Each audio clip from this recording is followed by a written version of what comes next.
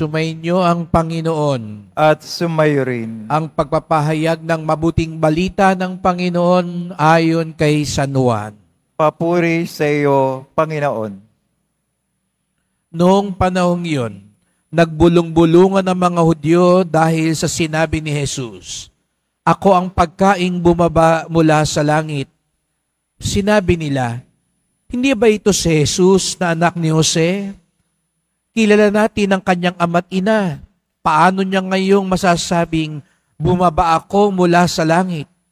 Kaya't sinabi ni Jesus, "Huwag kayong magbulong-bulungan. Walang makalalapit sa akin maliban dahil siya ng Ama na nagsugo sa akin. At ang lalapit sa akin ay muli kong bubuhayin sa huling araw." Nasusulat sa aklat ng mga propeta, at silang lahat ay tuturuan ng Diyos. Ang bawat nakikinig sa Ama at natututo ay lalapit sa akin. Hindi ito nangangahulugang may nakakita na sa Ama. Yaong nagmula sa Diyos ang tanging nakakita sa Ama. Sinasabi ko sa inyo, ang nananalig sa akin ay may buhay na walang hanggan. Ako ang pagkaing nagbibigay buhay. Kumain ng manang inyong mga ninuno nang sila'y nasa ilang, gayon may namatay sila. Ngunit ang sino mang kumain ng pagkaing bumaba mula sa langit ay hindi mamamatay. Ako ang pagkaing nagbibigay buhay na bumaba mula sa langit. Mabubuhay magpakailanman ang sino mang kumain nito, at ang pagkaing ibibigay ko sa ikabubuhay ng sanlibutan ay ang aking laman.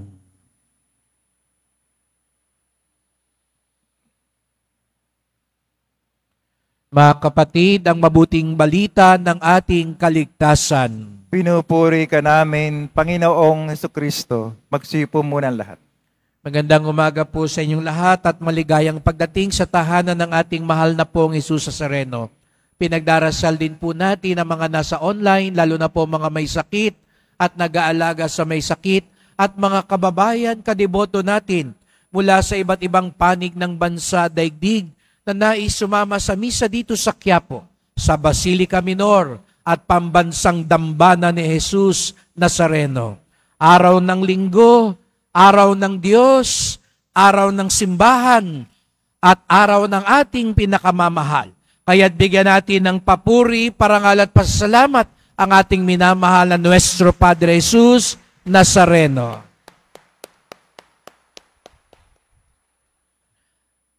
Patuloy nating pinagninilayan ang kwento ng himala na sinimulan ni Jesus Nazareno 2 linggo nang nakalipas. Ang mga ebanghelyo nitong 5 linggo ay parang isang teleserye, dugtong-dugtong. Kaya sana makita natin ang pagkakaugnay at ang kabuuang kwento. Kung maalala po ninyo, 2 linggo na ang nakalipas, pinakain, di po ba, ni Jesus Nazareno ang napakaraming tao sa pamamagitan lamang ng 5 tinapay at 2 isda. Higit sa 5,000 ang pinakain niya sapagkat nahabag siya. Ngunit ano raw po nangyari? Nang pinakain niya ang mga tao, sumobrang saya ng mga tao, gusto siyang gawing hari. Pero hindi yun ang pakay nung himala. Kaya umalis si Jesus Nazareno. Pero niyo yun, noong una nahabag siya sa mga tao, pero nung ginagawa na siyang hari, hindi na natuwa si Jesus Nazareno. Kaya umalis siya. Anong ginawa ng mga tao? Hinabol siya. Naunahan pa siya. Naalala niyo na 1 linggo? Inunahan siya sa Capernaum. At anong ginawa ng mga tao? Patuloy nilang nilapitan si Jesus Nazareno. Pero anong sabi ni Jesus Nazareno? Alam ko kung bakit nandito kayo. Diba yun ang pagninilay natin 1 linggo? Hindi naman ako ang hinahanap nyo eh. Yung tinapay. O baka sabihin ngayong linggong ito ni Jesus Nazareno, alam ko kung nandito kayo, bakit kayo nandito? Ako ba talaga hinahanap nyo? O yung tama sa lotong pinagdarasal mo? Ako ba talaga ang hinahanap mo? O yung bisang hinihiling mo? O yung trabahong dinadasal mo? O yung love life na matagal mo nang hinihiling sa akin? Ako ba talaga ang hinahanap nyo o yung ibibigay ko sa inyo?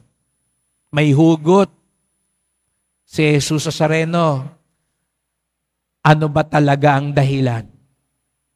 Kaya nga patuloy na dinalisay. Hindi po masama yun mga kapatid. Hindi masamang humiling gumaling, magkasundo na sa pamilya, yumaman tayo, makapag-abroad tayo, pumasa tayo, maraming exam ngayong araw na ito. Pero sana hindi lang yan. Kaya nga sabi ni Jesus Nazareno, hindi lang yung tinapay ang hanapin ninyo, higit pa sa tinapay. At sino yun? Ano yun? Siya. Kaya nga sabi ni Jesus Nazareno, ako ang tinapay ng buhay. Ako ang hanapin ninyo. Ako ang dahilan ng pagpunta ninyo, hindi yung hinihingi nyo sa akin. Madali naman maintindihan to eh. 'Di ba? Sa mga magulang, anong gusto nyo sabihin sa anak nyo? Ako, hindi yung baon ang dahilan kaya ka nagsisilbi sa akin. 'Di ba? Minsan yung ibang anak, magiliw, malambing. Tapos maya-maya sabihin, pwede ho bang dagdagan yung baong ko? O yung kaibigan mo, bigla kang hinanap. Nagulat ka. Ilang taong ka nang hindi kinakausap, biglang nag-ring yung telepono. Kumpare, ko naman tuwan-tuwa. Oh, pare, long time no hear. Oo nga pare, kamusta ka na? Tapos ng 5 minutong pagkakamusta, maya-maya, pare, meron ba tayo dyan? Mangungutang sana ako eh. Sasabihin mo, kaya pala tumawag to eh, mangungutang lang. Anong pakiramdam ninyo? Ako ba talaga? O ibang hinahanap mo? Kaya sa Diyos, pwede rin ganon. Ako ba talaga? Kaya inalok ni Jesus, ako sana. Kasi higit pa ako sa tinapay. Higit pa ako sa hinihingi ninyo. Naniniwala ho ba tayo doon? Higit pa siya kung ano man ang hinihingi natin. Kaya kahit hindi ibigay yung hinihiling natin, basta kasama natin siya, ayos lang. Kaya ba nating sabihin yun, mga kapatid? Kaya ba nating sabihin, mahal na poon, kahit hindi ho mangyari hinihiling ko, basta wag nyo kong iwan, okay lang sa akin yun. Yung mga nandito, kaya bang sabihin, sige po, kahit hindi ako makapasa sa agad ngayon, pero basta tibayan nyo lang ang loob ko, okay lang yun. Kahit hindi ma-approve ang visa ko, basta tumibay lang ang pag-asa ko sa inyo, okay lang yun. Kaya-kaya natin yun. Sapat ba talaga na siya ang kasama natin? Siya ang matatanggap natin, hindi lang yung hinihiling natin sa Kanya? Ang nagsasabi, mahal na pong Jesus Nazareno, higit pa kayo sa sapat. Kahit hindi nyo pa ibigay ang sagot sa dasal ko, kahit na marami pa rin akong pagsubok, basta kasama ko kayo, okay na okay sa akin to. Ang nagsasabing, sapat na nakasama nila si Jesus Nazareno, pumalakpak ng mas malakas.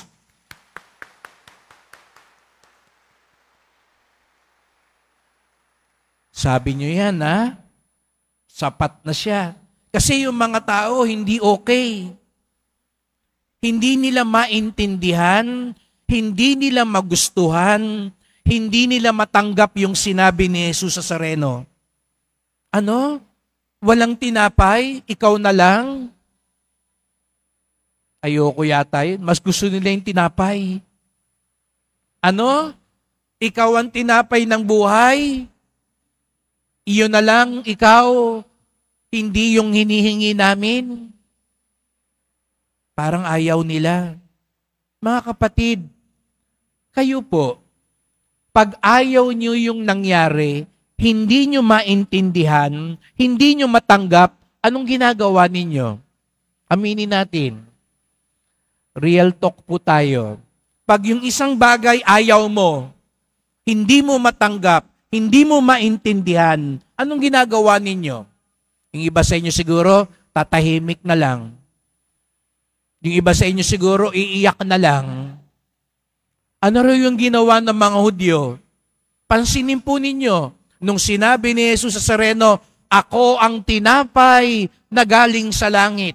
Wag na yung ibang tinapay ang hanapin nyo. Nung hindi nila nagustuhan, nung hindi nila maintindihan, nung ayaw nilang tanggapin, nagbulong-bulungan sila.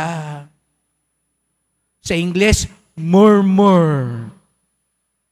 Alam nyo, kung meron daw ayaw na ayaw ang Diyos, yung bulong-bulungan. Pansinin nyo po kahit sa lumang tipan, nung kay Moises, nung sila'y naglalakbay, nung nagugutom yung mga Israelita, anong sabi sa Biblia? Nagbulong-bulungan. Ano ba naman tong Diyos na to? Pinalabas tayo sa Ehipsyo. Wala naman tayong makain dito. Ano sabi ni Moises? Lord, ano ba itong mga pinadala mo sa akin? Mga reklamador.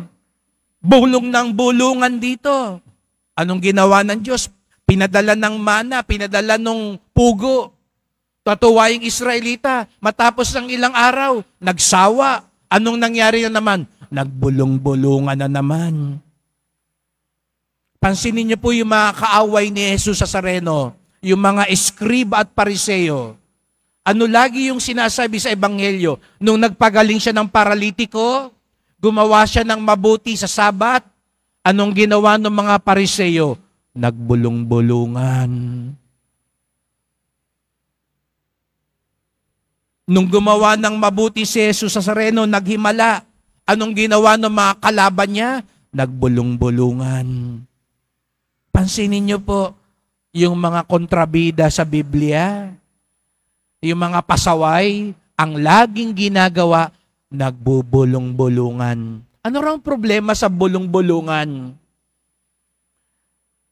Hindi naman masamang magsabi ng masama ang loob. Pero anong problema? Pag bulong-bulungan, pinapaikot mo yung reklamo mo. Hindi mo sinasabi dun sa talagang kinaukulan. Diba? Pag sinabi halimbawa nung boss nyo, mamaya ito yung gagawin natin. O sinabi ng teacher, mamaya ito ang gagawin ninyo ha. Anong gagawin? Kakalabitin mo yung katabi mo. Bubulong ka, itong teacher na to. Talagang pasakit sa buhay to. Pag yung presidente ninyo sa samahan, sabihin nyo, mula ngayon ha, ganito na uniforme natin ha. Pupunta ka babaling ka sa kaliwa. Sabihin mo, diktador talaga to. Asama talaga ng ugali nito. Alam nyo, dito sa taas, kitang-kita ko kung sino mga nagbubulong-bulungan dito. Alam ko, pag kumiling na yung ulo nyong ganyan, at pakiramdam ko kung anong sinasabi ninyo, ang haba-haba naman ng sermon ng paring to. Kailan kaya matatapos to? Gutom na tayo, no?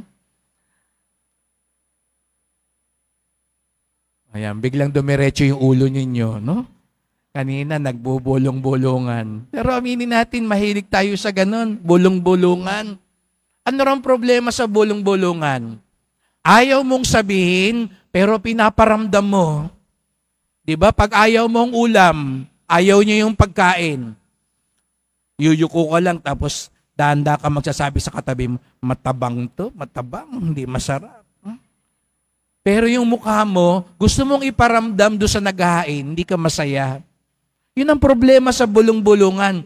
Ayaw mong sabihin, pero gusto mong iparamdam. At sasama pa ang loob mo pag hindi niya napakiramdaman yung sama ng loob mo. Yun yung ayaw na ayaw ng Diyos. Bulong-bulungan. Alam nyo ang gusto ng Diyos? Diretsahin natin siya. Narinig nyo sa unang pagbasa, si Elias, parang nakakatakot yung dasal niya. Sabi niya, Panginoon, kunin nyo na po ako. Gusto ko nang mamatay. Mas gusto pa ng Diyos yung ganong dasal eh. Kasi ibinibigay mo kung ano laman ng puso mo. Hindi ka busa ng busa. Hindi ka lang bulong ng bulong. Hindi kung kani-kanino ka bumabaling. Sa Kanya tayo bumabaling. Kaya nga sa Biblia, hindi naman po masamang magreklamo. Managhoy. Managhoy tayo. Ano ibig sabihin ng managhoy? Maging tapat tayo sa Diyos. Kaya nga sabi ni San Pablo sa ikalawang pagbasa, tanggalin nyo yung pambubulyaw, yung pananakit ng damdamin sa kapwa. Sa halip, tayo'y maging bukas sa Diyos. Opo mga kapatid, kaya nga sa Biblia, sa Salmo, punong-puno ng panaghoy. Parang reklamo din po ito, pero ang pagkakaiba nito sa bulong-bulungan, hinaharap mo sa Diyos ang lahat. Tapat ka sa Diyos. Hindi natin kailangang magyabang sa Diyos. Hindi natin kailangan sabihin sa Diyos, okay lang ang lahat. Kung talagang hindi okay, kung talagang may tampo ka, kung talagang nagdududa ka, kung talagang marami kang tanong, huwag kang mahiya na ilapit lahat ito sa Diyos. Sapagkat doon mas malugod niyang bibigyang linaw ang lahat. Opo mga kapatid, maraming bagay sa buhay minsan hindi natin maintindihan, hindi natin matanggap, hindi natin gusto. Pero wag tayong manghinawa, managhoy sa Diyos. Alam nyo, kaya po naniniwala ko ang Quiapo ay isang lugar na punong-puno ng himala dahil alam ko sa Quiapo, napakaraming taong nananaghoy sa Diyos. Maraming luha na kung pwede lang bumaha ang simbahang ito dahil sa mga luhang lumabas sa simbahang ito. Tiyak ko, aagusin tayong lahat. Kung susukatin lahat ng panaghoy at tikbi na ibinullas sa simbahang ito, natitiyak ko, hindi kakasya sa simbahang ito. Sapagkat hindi bulong-bulong ang nagahari sa atin. Ang tunay na deboto, hindi pulos bulong-bulungan lang. Kaya tanggalin nyo na yung bulong-bulungan sa samahan nyo, sa pamilya ninyo, sa grupo ninyo. Walang mangyayari sa bulong-bulungan. Sa halip, sama-sama tayong managhoy, bumukas, magpakumbaba, at dumulog sa Kanya, sapagkat Siya ang nagbibigay ng buhay at lakas sa atin. Kaya sa pagpapatuloy ng misang ito, magdasal po tayo. Mahal na pong Jesus Nazareno, narito na naman po kami sa aming paglalakbay sa buhay. Marami kaming hindi maintindihan. Marami kaming hindi gusto. Marami kaming ayaw tanggapin. Kaya nga po minsan, aaminin po namin, nagtatampo kami, nangihinawa kami, at minsan nga, nagbubulong-bulungan na lang kami. Sana po sa mga pagkakataong ito, sa halip na kami magalit, sumama ang loob at lumayo, lalo kaming lumapit sa inyo. Lalo kaming bumaling sa inyo at hindi kami mahihiyang managhoy, magtanong at aminin ang aming kahinaan. Sapagkat sa pagiging tapat namin sa iyo, lalo naming matatanggap ang iyong liwanag at lakas. At iyon ay sapat na para magpatuloy kami sa aming buhay, bagamat maraming pagsubok na hinaharap. Mahal na pong Jesus Nazareno, kawaan niyo po kami, basbasan niyo po kami. Amen. Amen.